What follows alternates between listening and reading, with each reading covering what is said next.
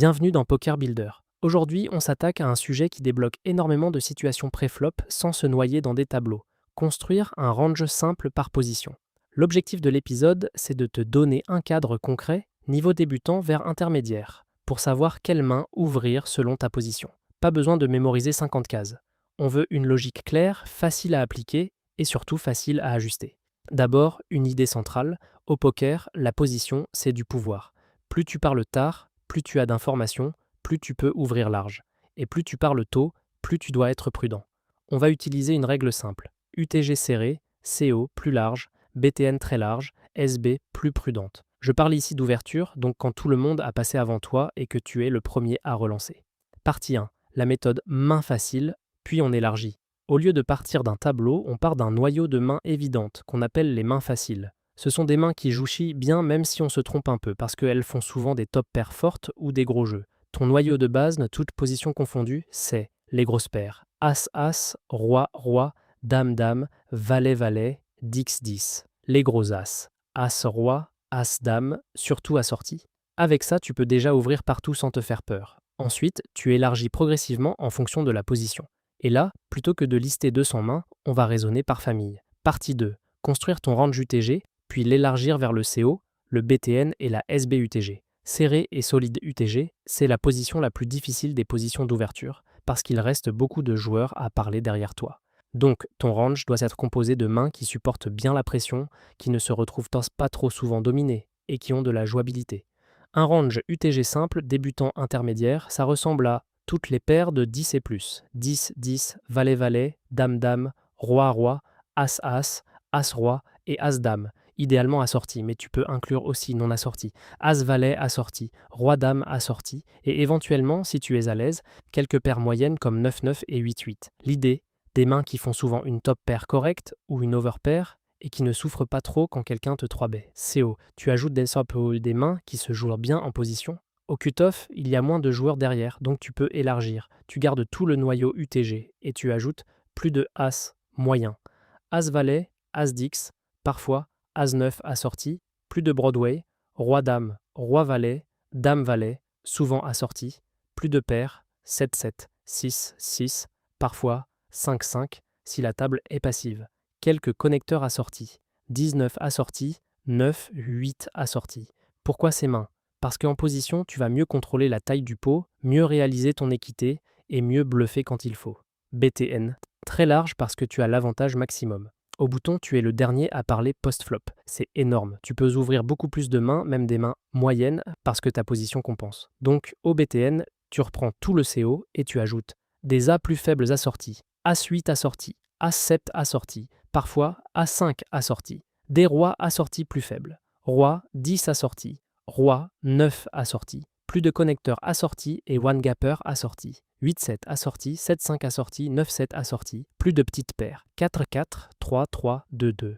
Tu n'es pas obligé de tout ouvrir, mais la logique c'est, si la main a un minimum de potentiel et que les blindes ne défendant pas trop agressivement, tu peux l'intégrer. Exemple obligatoire, 3 mains jouables au BTN mais pas UTG. Voici 3 exemples très concrets de mains que tu peux ouvrir au bouton, mais que tu évites UTG dans un cadre simple. 1. H7 assorti, 2. Roi 9 assorti, 3 et 8-7 assortis. Pourquoi pas UTG? Parce que UTG, tu vas trop souvent te faire dominer. H7 peut se faire écraser par As-Roi, As-Dame, As-Valet. Roi 9 se fait dominer par Roi-Dame, Roi-Valet. Et 8-7 assorti, c'est jouable, mais tu vas souvent jouer un pot hors de position contre des ranges plus fortes. Au bouton, ces mains gagnent en valeur. Tu voles plus souvent les blindes, tu joues plus de pots en position et tu peux mieux utiliser les cartes futures. SB. Plus prudente parce que tu seras hors de position. La small blind est un piège classique. Beaucoup de joueurs ouvrent trop parce qu'ils voient qu'il n'y a qu'un joueur derrière. Mais le problème, c'est que post-flop, tu seras hors de position contre la big blind. Donc en SB, même si tu peux ouvrir, tu le fais avec un range plus prudent que le bouton. Une approche simple, prends ton range du CO et enlève les mains les plus marginales. Favorise les mains qui se jouent bien hors de position. Bonne carte haute, bon A assorti, paire. Évite d'ouvrir des mains trop faibles et dominées, comme des rois très faibles non assortis ou des mains assorties trop basses, surtout si la big blind défend beaucoup. Partie 3, les 2 pièges les plus fréquents. Piège numéro 1.